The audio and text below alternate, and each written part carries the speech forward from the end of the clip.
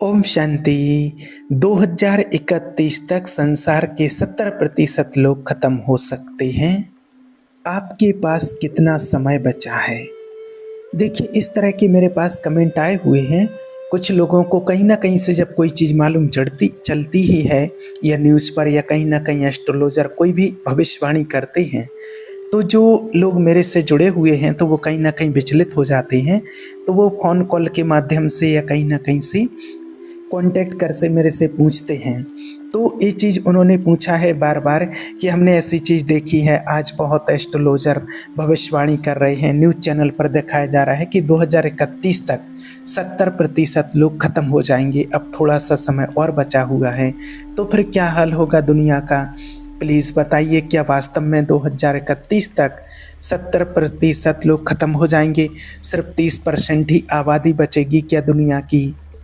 तो देखिए, आप लोग ध्यान से सुन लीजिए, इसमें घबराने की बात नहीं है, सिर्फ आपको जागरूक होने की बात है। और आपको जागरूक होने के लिए बार बार हम भी बोलते हैं, और ये कोई गारंटी नहीं है, ये कोई एकदम गारंटी से नहीं कह सकता है कि 2031 तक 70% लोग खत्म हो जाएंगे या 30% बचेंगे। ऐसा कुछ भी होने वाला नहीं है, आपको घबराना नहीं है। हाँ, समय परिवर्तन होगा, परिवर्तन की बेला है। कुछ आपदाएँ आएँगी, कुछ घटनाएँ घटेंगी, कुछ भी होगा।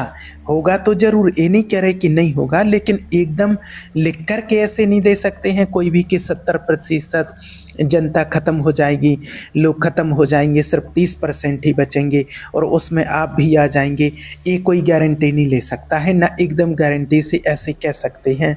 हाँ, जो देखने में चीज़ें आ रही हैं, जो दुनिया में हलचल मची हुई है, तो इसके कारण ही लोगों को जगाने के लिए ही ये चीज़ें बताई जाती हैं कि जन जन के अंदर एक जागरण की लहर आ जाए। क्योंकि हाँ, समय तो आगे चल के खराब आने वाला है। देखिए, ये बात तो सही है कि अगर मान लीजिए अगर एक ही न्यूक्लियर वार हुई तो हाँ, 70% दुनिया साफ हो सकती है। 70% माना कि ये जो बताया जा रहा है ये न्यूज़ वालों के हिसाब से कि हाँ इतने लोग, लेकिन इसमें कोई कंफर्म नहीं है कि 70% ही जा सकते हैं। भाई 10% जा सकते हैं, 20% जा सकते हैं, कम ज़्यादा हो सकता है। तो ये न्यूज़ वाले या एस्ट्रोलॉजर उसके हिसाब से अपना अंदाज़ा लगा करके फिर ये चीज़ बताते हैं। तो देखिए, सबसे पहली बात तो ये है कि हमें तो भगवान के साथ यही प्रार्थना करनी है कि ऐसी कोई आपदा ना आए दुनिया के ऊपर, ऐसा कुछ ना हो। लेकिन हाँ, दुनिया के समय को देखते हुए, दुनिया में महापरिवर्तन की वेला को देखते हुए और दुनिया में बढ़ते अत्याचार और अधर्म जो चरम सीमा पर पहुंचा है, उसको देखते हुए ये तो निश्चित है कि दुनिया का परिवर्तन तो होना ही है। और ऐसी कोई भी आपदा घटना कभी भी आ सकती है, इसलिए आपको जागरूक रहना बहुत ज़रूरी है। और हम तो यही कहेंगे कि ऐसी कोई आपदा ना आए, और अगर आए तो उसके लिए हमें तैयारी करके पहले से रखनी है। क्योंकि क्या पता, देखिए किसी का भरोसा नहीं किया जा सकता है। अगर किसी का दिमाग ऐसे सटक गया है ना, क्योंकि जो परिवर्तन होते हुए दिख रहा है उसके हिसाब से आज आपको बता देते हैं कि क्या भरोसा है, किसी के पास कितना टाइम बचा हुआ है ये भी पता नहीं है किसी को। देखिए, और आज जो दुनिया में हलचल हो रही है उसके हिसाब से देखने में तो यही आता है कि एक बड़ी पॉपुलेशन एकदम से ख़त्म हो सकती है, और वो होगी न्यूक्लियर से ही। क्योंकि सोचिए, आज लोग बैठे हुए हैं और जब कहीं कोई चीज़ ऐसी होती है, कोई आपदा आती है, तो क्षण भर लगता है व्यक्ति को राख होने में। और अपनी भाषा में कहा जाए तो 1 मिनट लगा लो, माना व्यक्ति बैठा हुआ है और 1 मिनट में कोई ऐसा विस्फोट हुआ और इतनी हीट होती है प्रोड्यूस के अंदर कि जिसमें हज़ारों डिग्री टेम्परेचर बड़ा बड़ा, तो व्यक्ति ऐसे टेम्परेचर में जहाँ बैठा होगा, जिस स्थिति में होगा, जैसा होगा, वहीं की वहीं राख हो जाएगा। और इतनी हाई टेम्परेचर में तो राख भी नहीं बचेगी, आप सोचिए। तो ये चीज़ें जब कहीं ना कहीं से मैसेज मिलते हैं, दिखते हैं, तो मन को तो बड़ा दुख होता है। काश अभी समय है हमारे पास, अभी समय मिला हुआ है और हम तो यही कहते हैं कि भगवान ना करे और कोई माने ऐसी घटना हो और कोई ना कोई ऐसा कुछ हो जाए कि ये चीज़ टल जाए, अगर कोई होने वाली भी हो। लेकिन जब कोई चीज़ ऐसी होने वाली दिखती है तो वो आपको भी बताते हैं, क्योंकि जो न्यूक्लियर मशरूम बनता है ना, सुना होगा आपने, जो मशरूम की तरह एक क्लाउड बनता है, तो वो ना करे कि भगवान को वो कभी कभी वो क्लाउड बने जो हिरोशिमा में हुआ था। आप लोगों ने 1945 में जो हिरोशिमा पर जो छोड़ा गया था बम, वो आपने देखा होगा। तो ऐसा लगता है दुनिया की हालत को देख करके कि किसी का दिमाग कभी भी सटक सकता है। इसलिए डर लगता है कि अगर पता नहीं किसके पास कितना टाइम है, और अगर एक बार अगर कहीं से भी किसी भी जगह से न्यूक्लियर शुरू हुआ ना, तो बाकी सब जगह ट्रिगर करेगा। और वो माना इस तरह से ट्रिगर करेगा कि किसको जा कर के समझाएंगे। अगर एक ने दूसरे पर अगर न्यूक्लियर फेंका तो वो दूसरा क्या कम है, सबके पास बैठे हैं और सब बैठे हैं तैयार एकदम। और ऐसा है कि समझो बारूद के ढेर पर हम बैठे हुए हैं और दूसरे को भी उतनी ही आग लगनी है। किसी ने एक बम यहाँ गिरा दिया, किसी ने कोई कहीं गिरा दिया, किसी ने कहीं गिरा दिया, तो फिर ऐसी वॉर छिड़ेगी कि अभी भी देख रहे हो ना कि क्या हालत हुई पड़ी है दुनिया की। अभी भी हर देश एक दूसरे देश से लड़ने भिड़ने को तैयार बैठा है। और हम देखिए आज नज़र नहीं रखते हैं दुनिया में, अगर देखा जाए तो ये सारी चीज़ें जो बता रहे हैं, ये घटनाएं दुर्घटनाएं तो अभी चल ही रही हैं। और आज ही दुनिया की बहुत बुरी हालत है, आग लगी पड़ी है, देख लो। और आज ये हालत है तो पीक पर जब ये चीज़ें जाएंगी तो क्या हालत होगी। 2028, 29, 30 में ऐसा दिख रहा है कि अगर भयंकर न्यूक्लियर वार शुरू हो गई तो घटनाएं घट सकती हैं, कुछ भी हो सकता है। तो देखिए जो होना है वो तो होगा ही, उसको कोई रोक नहीं सकता है, उसको तो कोई टाल नहीं सकता है। और सबसे बड़ी चीज़ है कि हमें हमारी सांसों का ही भरोसा नहीं है कि कितनी सांसें हैं, और दुनिया में कब क्या हो जाए उसकी तो कोई गारंटी नहीं है। क्योंकि आज बिल्कुल ही क्लियर आप समझ लो कि बारूद के ढेर पर बैठे हैं, ये बात सत्य है। कहीं से कोई भी एक चिंगारी सिर्फ लगने की ज़रूरत है और फिर कोई उस चीज़ को रोक नहीं पाएगा। तो दुनिया में कब क्या होगा, कैसे होगा, वो सारी चीज़ें तो तब होंगी जब देखा जाएगा, होगा। लेकिन उसकी तैयारी हमें अभी से करनी है और अभी से हमें अपने कर्मों पर विशेष ध्यान देना है। और अभी हमारे पास जो रहा हुआ समय है, हमें बस उसी टाइम के लिए नहीं बैठना है कि जब कुछ होगा तब कर लेंगे, उस टाइम पर कुछ नहीं कर पाएंगे। अभी जो गोल्डन चांस हमें मिला हुआ है, अभी जो आपको जागरूक कर रहे हैं, तो सिर्फ उस डरावने समय के लिए नहीं कर रहे हैं, उस डरावने समय की आप अभी से तैयारी कर लें। उसके लिए आपको ये सारी चीज़ें बताते हैं, उसी के लिए बताते हैं कि अगर आपके पास जो समय है, जो है उसका चांस ले लीजिए। क्योंकि आगे चल के समय ऐसा आएगा, ये तो परमात्मा ने भी बताया है कि जो करा धरा है वो सब धरा का धरा रह जाएगा, सब शून्य हो जाएगा।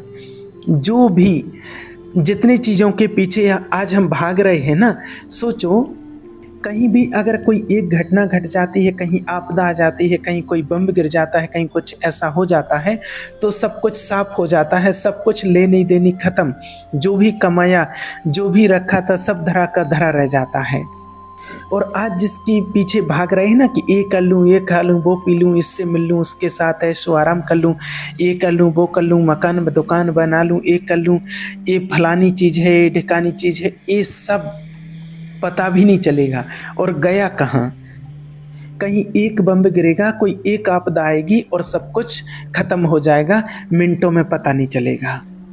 तो हम तो देखिए यही चाहते हैं कि ना हो किसी के साथ ऐसा, सबकी बुद्धि शुद्ध रहे, पवित्र रहे, और दिव्य शक्तियाँ भी इसके लिए प्रयास कर रही हैं कि सब शुद्ध रहें और परमात्मा का सबका कल्याण करे। लेकिन आज लोगों के कर्म ऐसे होते जा रहे हैं कि जो आध्यात्मिकता की ओर तो बिल्कुल ध्यान भी नहीं देते हैं, सिर्फ उल्टे उल्टे काम करते जा रहे हैं लोग। लेकिन अगर कुछ ऐसा होता है तो हमें उसकी तैयारी तो रखनी चाहिए और हम इतना प्रयास करें कि हम लोगों को जगाएं।